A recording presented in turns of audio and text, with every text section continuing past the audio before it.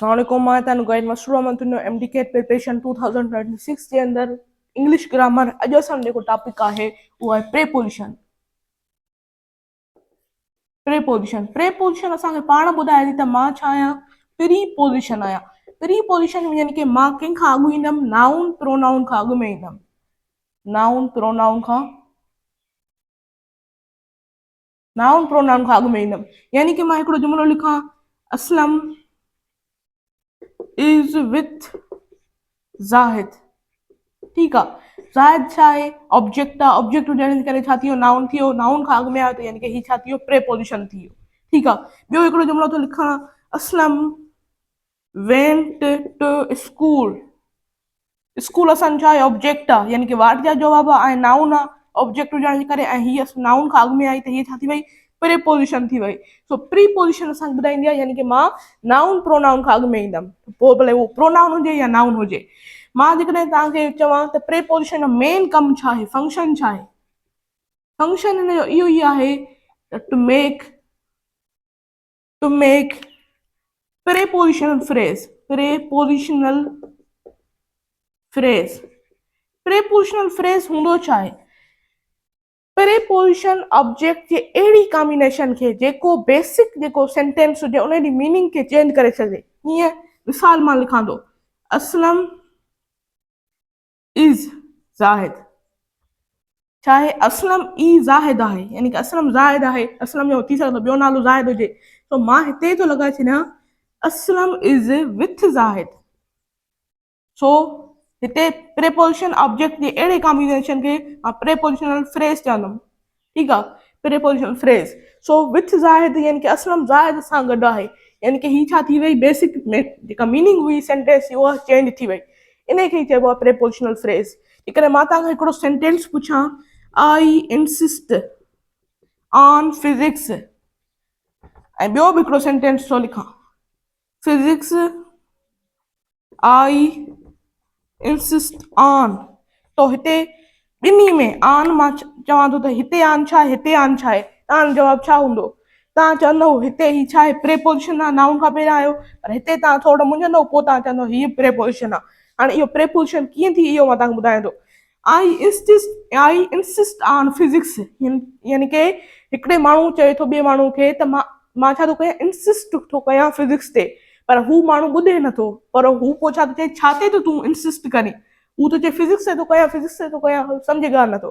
पोइ ही थो चए फिजिक्स आई इंसिस्ट ऑन, यानी कि फिजिक्स पहिरां थो चए जीअं अटेंशन ज़ाहिर कयूं। ठीकु आहे, यानी कि पंहिंजी ॻाल्हि खे वज़न ॾेखारण जे लाइ, हुनखे सम्झाइण जे लाइ फिजिक्स खे अॻिते खणी थो अचे, यानी कि तूं जीअं जल्दी सम्झी त फिजिक्स आई इंसिस्ट ऑन, त हिते बि ऑन छा आहे, प्रेपोजिशन ई आहे। सो इन में तव्हां मुंझंदा न कयो। उन खां अलावा प्रेपोजिशन त तमामु नंढो टॉपिक हुई। हाणे असां ॾिसंदासीं एडवर्ब खे।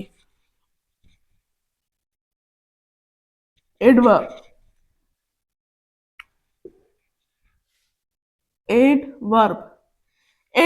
उहो हूंदो आहे, मां हिते थो लिखां, एडवर्ब जो मेन कमशन प्राइमरी जेको फंक्शन आहे उहो इहो आहे, वर्ब जे बारे में असांखे ॿुधाईंदो, इहो हुनजो छा आहे, प्राइमरी फंक्शन आहे। जीअं मां हिकिड़ो जुमिलो थो लिखां, असलम इज स्लो। ठीकु आहे, असलम इज स्लो। हाणे स्लो मां तव्हांखे पुछां अंडरलाइन कर त स्लो हिते छा आहे, तव्हां सोचींदव स्लो चवंदव त कंहिंजे बारे में थो असांखे ॿुधाए, असलम जे बारे में थो ॿुधाए, ऐं असलम छा आहे, सब्जेक्ट हुजण जे करे नाउन आहे। नाउन जे बारे में कहिड़ियूं शयूं ॿुधाईंदियूं आहिनि, असां हुनखे एडजेक्टिव चवंदा आहियूं। सो हीअ एडजेक्टिव आहे, एडवर्ब न आहे। पर मां हिते हिकिड़ो ॿियो जुमिलो लिखां त असलम स्पीक्स स्लो। हिते मां स्लो अंडरलाइन करे पुछां, तव्हां चवंदो हा बिल्कुलु स्लो स्पीक खे थो ज़ाहिर करे। स्पीक हिते छा आहे, वर्ब आहे, वर्ब खे जेको ज़ाहिर कंदो उनखे असां एडवर्ब चवंदा आहियूं। ठीकु आहे, यानी कि असलम स्पीक स्लो, यानी कि असलम छा थो करे, स्पीक थो करे स्लो, यानी कि हिन छा कयो, वर्ब खे हिन ज़ाहिर कयो, वर्ब जे बारे में असांखे ॿुधायो त स्पीक छा थो करे, स्लो थो करे। हिते जेकॾहिं फास्ट हुजे त फास्ट स्पीक जे बारे में ॿुधायां।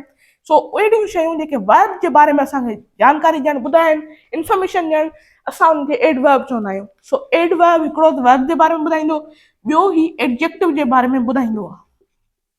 एडजेक्टिव जे बारे में कीअं ॿुधाईंदो, मां हितां क्लियर थो कयां।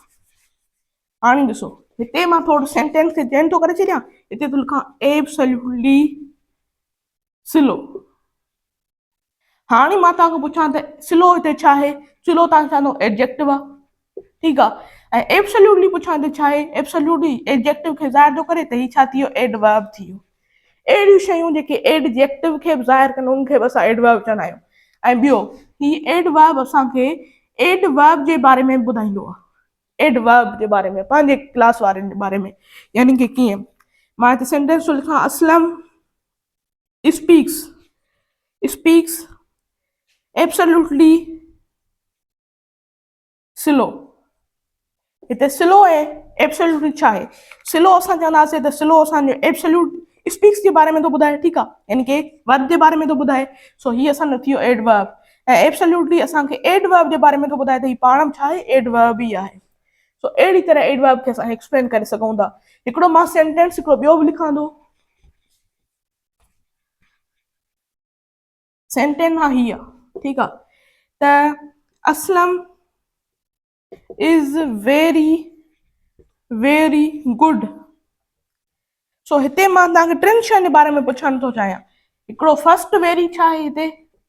सेकंड वेरी मां हिते थो लिखां, इहा छा आहे? ऐं हिते गुड छा आहे? गुड तव्हां चवंदो हीउ छा आहे? असांजे असलम जे बारे में थो ॿुधाए, त हीउ छा आहे? एडजेक्टिव आहे। ऐं जेको सेकंड वेरी आहे असांखे एडजेक्टिव जे बारे में थो ॿुधाए, इन करे हीउ एडवर्ब थी वियो। जेको फर्स्ट वेरी आहे असांखे एडवर्ब जे ई बारे में ॿुधाए, इन करे हीउ बि एडवर्ब थी वियो। हाणे पुछो वञे त फर्स्ट जेको वेरी आहे उहो छो एडवर्ब थियो? छाकाणि त इहो सेकंड वेरी जे बारे में एक्सप्लेन कई, इन करे एडवर्ब थी वियो। सेकंड वेरी भला एडवर्ब छो थियो? छाकाणि त हुन एडजेक्टिव जे बारे में ॿुधायो असांखे, ठीकु आहे, त इन करे हीउ छा थी वियो? एडवर्ब थी वियो। अहिड़ी तरह असां इहो बि कवर करे वरितोसीं। जेकॾहिं हिन मां तव्हांखे को बि सवाल आहे, तव्हां कमेंट में पुछी सघो था। मुंहिंजे चैनल खे ज़रूरु सब्सक्राइब कयो त जीअं तव्हांखे MDK 2026 जा सभिनी सब्जेक्ट जा फ्रेश लेक्चर तव्हांखे जल्द खां जल्द मिली सघनि। ऐं हिन वीडियो खे ज़रूरु लाइक कयो। अल्लाह हाफ़िज़।